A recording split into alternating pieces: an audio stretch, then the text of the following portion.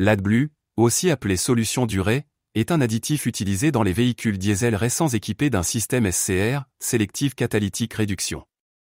Ce liquide incolore, composé à 32,5% d'urée et à 67,5% d'eau déminéralisée, permet de réduire les émissions d'oxyde d'azote, NOx, nocifs pour l'environnement. Son rôle est crucial, sans AdBlue, le véhicule ne respecte plus les normes Euro 6, et dans la majorité des cas, il se met automatiquement en mode dégradé, voire refuse carrément de démarrer. Si le principe est bon sur le papier, l'AdBlue est devenu, dans la réalité, une source importante de problèmes mécaniques et électroniques pour de nombreux automobilistes. L'un des principaux soucis concerne la cristallisation du produit. En effet, l'AdBlue a une température de congélation relativement basse, autour de -11 degrés Celsius. Lorsqu'il gèle, il peut boucher les injecteurs SCR ou endommager les capteurs NOx.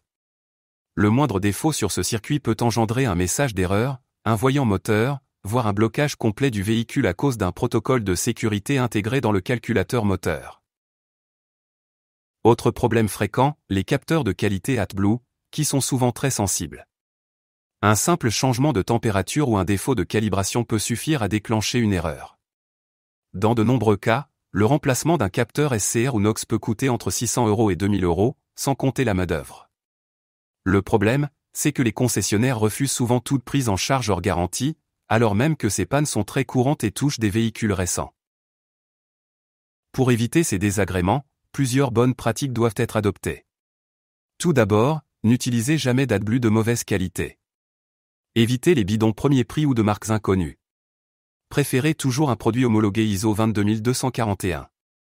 Ensuite, conservez l'AdBlue à l'abri du gel et de la chaleur excessive. Si vous achetez un bidon, ne le laissez pas dans le coffre trop longtemps, surtout en été ou en hiver.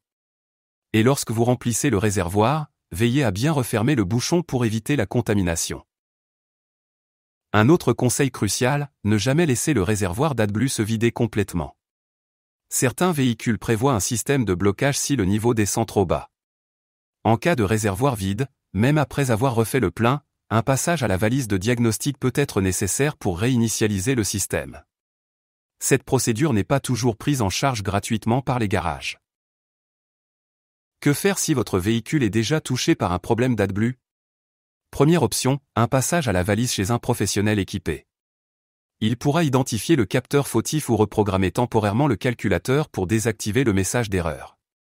Deuxième recours, la garantie constructeur, si vous êtes encore dans les délais. Dans ce cas, insistez pour que le diagnostic soit reconnu comme un défaut d'origine et non une usure normale. Si vous êtes hors garantie, certains constructeurs proposent parfois une prise en charge partielle ou un geste commercial, surtout si le véhicule a moins de 5 ans ou 150 000 km. Enfin, pour ceux qui veulent éviter à tout prix les complications liées à l'AdBlue, il existe des solutions techniques plus radicales, bien que controversées. Certains garages spécialisés proposent une reprogrammation du système SCR pour désactiver la dépendance à l'AdBlue. Cette opération, appelée AdBlue Off, est illégale sur route ouverte, car elle supprime un système anti-pollution. Elle est néanmoins autorisée dans un cadre privé, véhicule utilisé sur circuit, terrain privé, etc. Il faut donc bien comprendre les implications juridiques et environnementales avant de s'engager dans cette voie. En résumé, si l'AdBlue a été conçu pour répondre aux normes anti-pollution, il s'est transformé pour beaucoup d'automobilistes en une source de stress, de dépenses et d'immobilisation. Une mauvaise qualité de produit, un système trop fragile, et une dépendance informatique rendent ce dispositif contraignant. Mais avec les bons réflexes au choix de produits, entretien préventif, surveillance du niveau, il est possible de limiter considérablement les pannes. Et si le problème survient malgré tout, sachez qu'il existe des solutions, techniques comme juridiques, pour reprendre le contrôle de votre véhicule sans forcément dépenser une fortune.